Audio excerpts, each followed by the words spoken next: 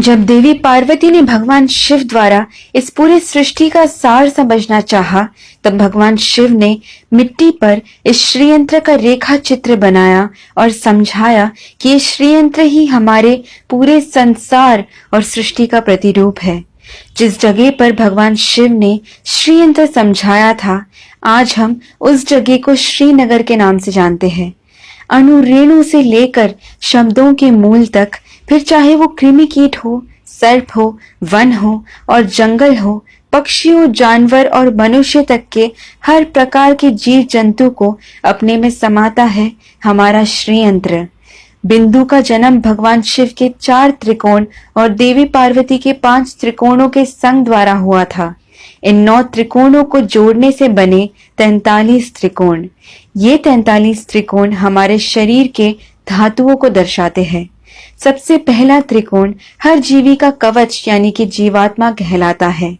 फिर आते हैं अष्ट त्रिकोण जो अष्ट वसु को दर्शाते हैं, यानी कि धरा, अनला, अनिला, आहा, प्रत्युषा, प्रभासा, सोमा और ध्रुवा। उसके बाहर के 2 चक्र 10 त्रिकोणों के मालाओं जैसे यंत्र को सजाते हैं। ये 10 त्रिकोण 10 अवतारों को और 10 महाविद्याओं को दर्शाते हैं। फिर आते हैं 14 त्रिकोण जो हमारे मानव के अंतर यानी 14 मनवंतरास को दर्शाते हैं। 72 महायुगों को मिलाकर बनता है एक मनवंतरा और 14 मनवंतरा मिलाकर बनता है ब्रह्म का एक दिन यानी कि एक कल्पा। उसके ऊपर 8 सिर वाले सर्पों का चक्र बना है जिसे नागदल कहते हैं।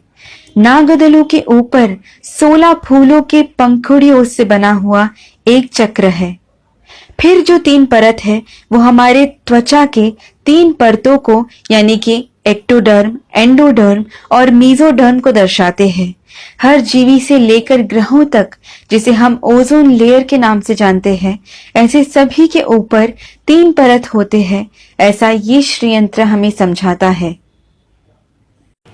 ये ठीक हमारे मॉडर्न टेक्नोलॉजी जैसे 8 GB, 16 GB, 32 GB, 64 GB, 128 GB, 256 GB जैसे बढ़ते जाते हैं।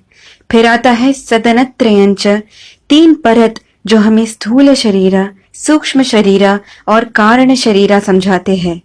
ये भूर्भुव स्वाहा को दर्शाते हैं। ये परतें 4 खुले द्वारों को बनाते हैं जो हमें समझाते हैं कि इस चक्र में एक बार आ गए तो वापस निकलना नामुमकिन है। हमें मिटाने वाले भगवान शिव को जन्म देने वाले ब्रह्म के पितामह विष्णु का जन्म हुआ इसी श्रीयंत्र से। अगर आप इसे समझ गए तो आपके लिए इसके षोडश मंत्र यानी कि 16 बीजाक्षरी मंत्र को समझने और याद करने के लिए और भी ज्यादा आसानी होगी। इसके मंत्र को सभी मंत्रों का राजा माना जाता है। तो आइए सुनते हैं और समझते हैं इसके षोडश मंत्र को।